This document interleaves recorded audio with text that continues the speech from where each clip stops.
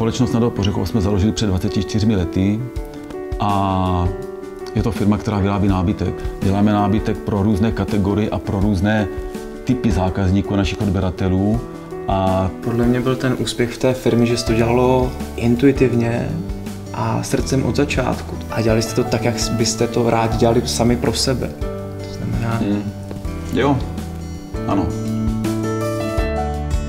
Se vstupem do EAS jsem očekávala, že se dozvím spoustu nových informací o finančním oboru. My jsme si vlastně uvědomili, že je nutný myslet na budoucno. EAS od ostatních firm odlišuje exkluzivní řešení a produkty se zaměřením na majetkové hodnoty, které mají pro klienta obrovský význam. A tam ještě super to, že mnozí klienti se stali našimi přáteli a mnozí naši přátelé se stali našimi klienty. Já jsem přesně nevěděl, co mám očekávat, protože vlastně nikdy předtím jsem v podobné finanční firmě nepracoval. Je to skvělý, když člověk svůj volný čas vynakládá v něco, co má smysl. A ty nás zde vidí, určitě. Před zhruba 6 lety jsem si začal z volných finančních prostředků budovat další majetek a od té doby mám klid. Společnost EAS velice dbá na rozvoj jejich vlastní osobnosti po stránce odborné. A s tím já jsem se ve své minulé práci a ve svém minulém působení v oblasti podnikání nikdy nesetkal. Pro mě třeba největší zadostiučinění, když vidím, že tu práci, kterou jsem odvedl, jsem udělal dobře. A ne, že si to řeknu já, že to dobré bylo, ale že mi to řeknou mý zákazníci, klienti, v dnešní době už přátelé.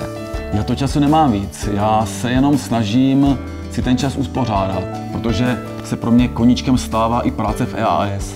Mám rád aktivní sport, je to hlavně kolo, jsou to lyže a je to ještě aktivní muškaření. Cítím se u toho velice dobře a vůbec mě nevadí, když nechytnu rybu. A když ji chytnu, tak mám radost, ještě větší radost mám, když ji pouštím. Jak je to podnikat jako rodina? Jednoduché i složité. Protože syn vlastně stojí nad námi, je náš šéf, tak někdy to přináší i zajímavé takové chvilky. Ono dost těžko se šéfovi odporuje, ale... Je to změna rolí. Karty se obrátily, ale já naštěstí nemám co vracet. V tom špatném slova smyslu.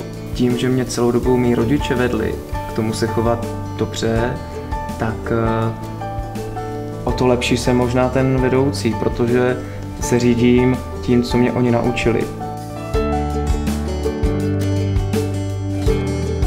Pro mě je obrovskou motivací a zároveň podporou právě ta rodina.